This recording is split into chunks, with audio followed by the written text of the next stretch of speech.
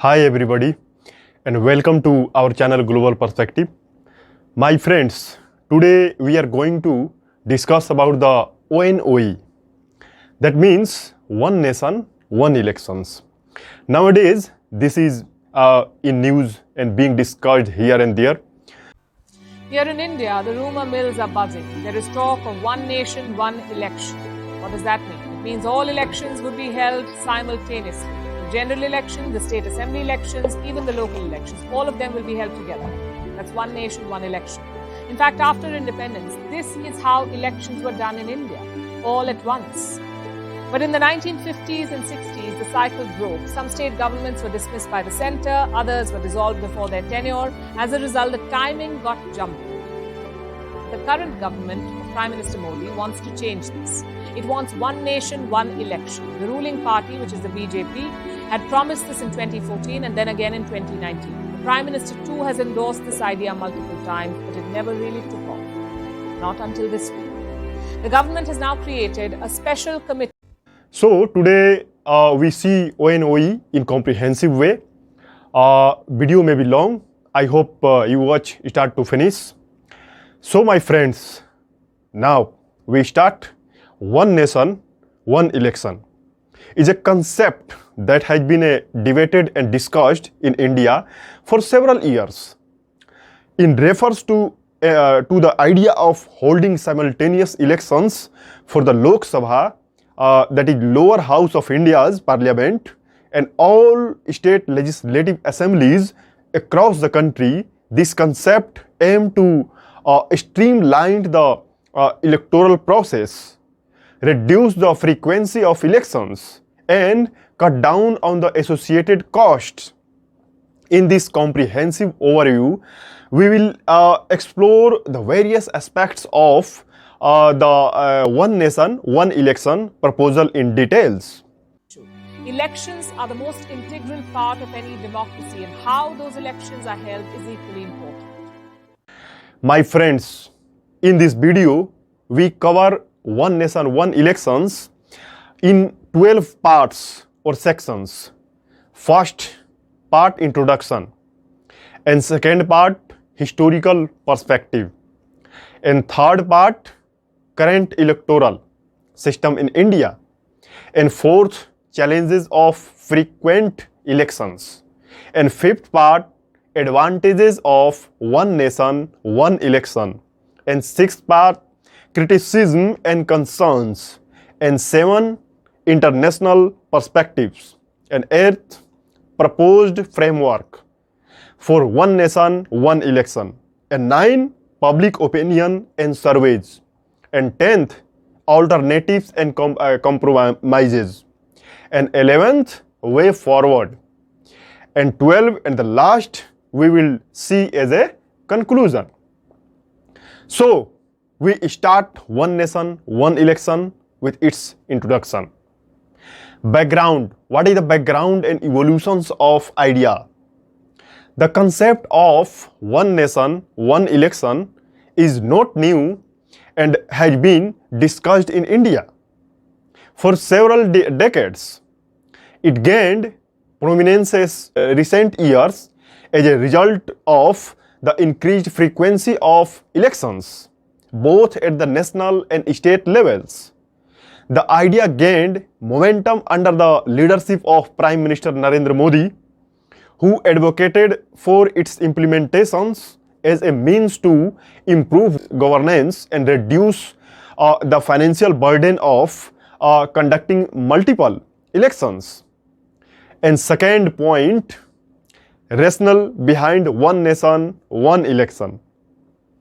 The primary motivation behind one nation, one election is to address the challenges posed by a frequent cycle of elections in India. These challenges include the financial burden on the exchequer, administrative complexity, and disruptions to governance.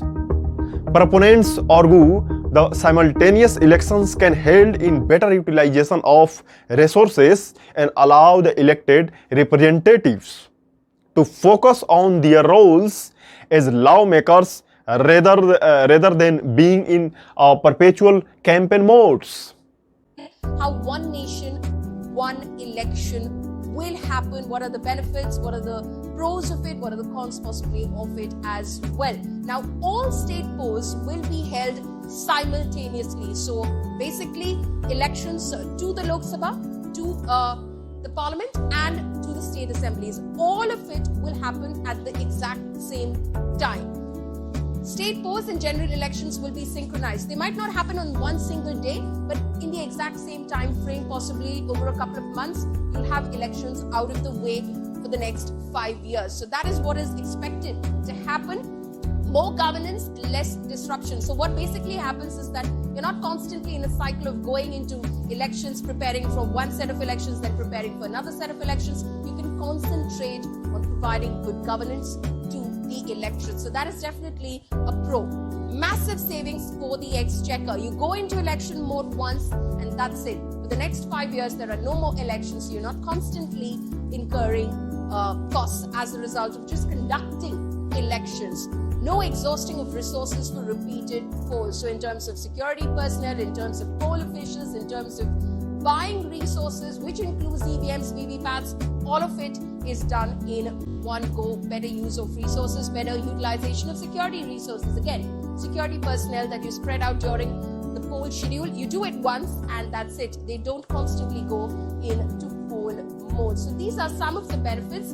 Mitigating scope for dirty campaigns. So the people also can hope that this would put an end to dirty campaigns, and also polarization won't be a biannual affair. So then you hold those who voted into power to in fact account as far as governance is concerned. They're not in constant election mode, so they're not constantly polarizing as well in terms of the election.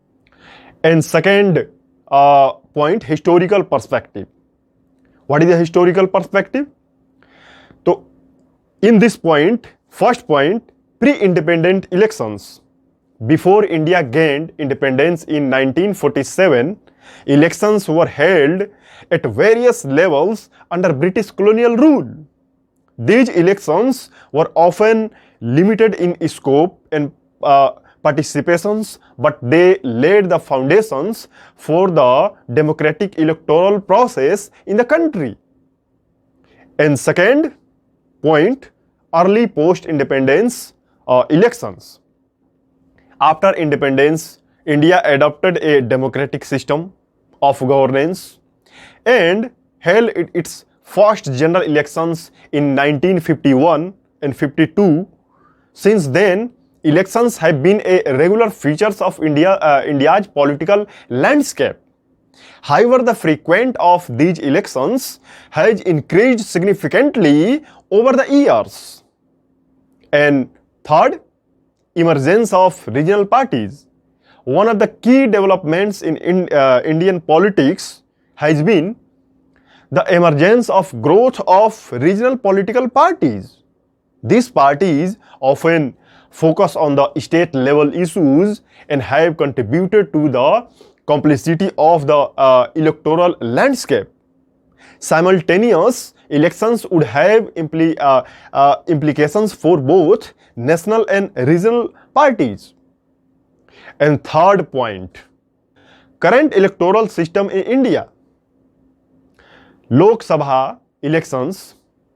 India's Lok Sabha elections are held every 5 years to elect members of the lower house of parliament. These elections are conducted on the staggered basis, with the different states going to the polls at different times. The outcomes determine the composition of central government. In this point, second point, state assembly elections. State assembly elections are held independently in each of India's 28 states and 8 union territories. These elections determine the composition of state government and are conducted at varying intervals leading to the frequent electoral cycles. And third, panchayat municipal elections. In addition of national and state elections, India also conducts elections for local governing bodies such as panchayat, village councils, and municipal corporations. These elections occur at different times and add to the overall election schedule. And fourth point of this video, challenges of the frequent elections. And in this point, first point, financial implications. Conducting elections, especially in a vast and diverse country like India, requires significant financial resources. The cost of security, logistics, and other election-related to expenses can strain the government's budget. Frequent elections exacerbate this financial burden. And next, second point, administrative challenges. Organizing elections is a complex administrative task that involves coordinating with the various government agencies and ensuring the security of polling booths. Frequent elections can stretch the administrative machinery and create logistical challenges. And next point, impact on governance. The continuous cycle of the elections can lead to governance disruptions, as elected representatives often shift their focus from the policy making and governance to campaigning. This can result in delayed or incomplete implementations of the government programs. And fifth point of this video, advantage of the one nation, one election. What is the advantage? First, cost savings. Most important, cost savings. One of the primary advantage of simultaneous elections in the potential for cost savings. Conducting elections together at the national and state levels can reduce the overall expenditure on elections. And next, enhance governance. Wow! Simultaneous elections could lead to more stable, consistent governance. Elected representatives would have longer terms in office, allowing them to focus on policy making and implementation. And next point, reduced disruption. With fewer elections, there would be fewer disruptions to normal governance activities. The constant cycle of electing can create uncertainty and hinder the functioning of government. And next point, voter fatigue reduction. Frequent elections can lead to voter fatigue, where citizens become disenchanted with their electoral process. Simultaneous elections might reduce this fatigue by a reducing frequency of voting. And sixth point of this video, criticism and the concerns. First point in this point, first point, constitutional and legal issues. Implementing one national, one election would require a significant changes to the Indian Constitution and various electoral laws. Critics argued that this could determine the fundamental principles of federalism and the democracy enshrined in the Constitution. And next point, federalism and the autonomy of states. States in India have their own unique political dynamics, and frequent state elections allow voters to express their preferences on the regional issues. Simultaneous elections could potentially undermine the autonomy of states and centralize power. And next point, impact on the regional party. Regional party play a crucial role in Indian politics, especially in states with a distinct cultural and linguistic identities. Simultaneous elections might disadvantage these party as the would have to compete with the national parties. And next point, erosion of democratic values. Some critics argued that focus on reducing cost and administrative burdens through the simultaneous elections could come at the cost of democratic values. Elections are seen as a cornerstone of democracy, and any attempt to limit them must be carefully considered. And seventh point of this video, international perspectives. What is the international perspective? Global example of simultaneous elections. First point, global examples of simultaneous elections. Simultaneous elections are not unique of India. Several countries such as United States conduct their national and regional elections concurrently. Studying international example can provide insights into the potential benefits and challenges of this approach. And next point, comparative analysis. A comparative analysis of countries with the simultaneous elections, those without can shed light on the impact on this electoral model, on governance, party dynamics, and voter participations. And eighth point, proposed framework of one nation, one election. Constitutional amendment required. Implementing ONOE, one nation, one election, would require an amendment to the Indian Constitution to synchronize the terms of state legislatures with that of the Lok Sabha. And second point, transition plan. A detailed transition plan would be needed to shift from the current staggered election system to simultaneous elections.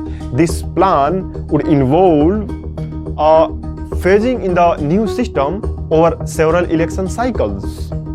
And next point, role of the Election Commission. The Election Commission of India would play a crucial role in coordinating and conducting simultaneous elections. It would need to develop a new protocol and guidelines for this electoral model. And ninth point of this video, public opinion and the surveys. What is the opinion of public and surveys? Surveys on the concept. First of all, first point, sub-point, surveys on the concept. Public opinion on one nation, one election varies across India. Surveys and opinion polls have been conducted to gauge the level of support and opposition to the idea. Public and political reactions. The concept has elicited mixed reactions from political parties, with some supporting it as a means to improve governance and other opposing on the constitutional and political grounds. And 10th point of this video, alternatives and compromises. And first point in this point, sub first point, gradual implementation. One alternative to full-scale simultaneous elections is a gradual implementation. This could involve synchronizing elections in a phased manner, starting with the certain states or regions. And second point, next point, synchronized elections at the state level. Another compromise could involve holding elections for the multiple states simultaneously, rather than attempting to ally all state elections with the national election cycle. Way forward. First point, political consensus. The successful implementation of one nation, one election would require broad political consensus.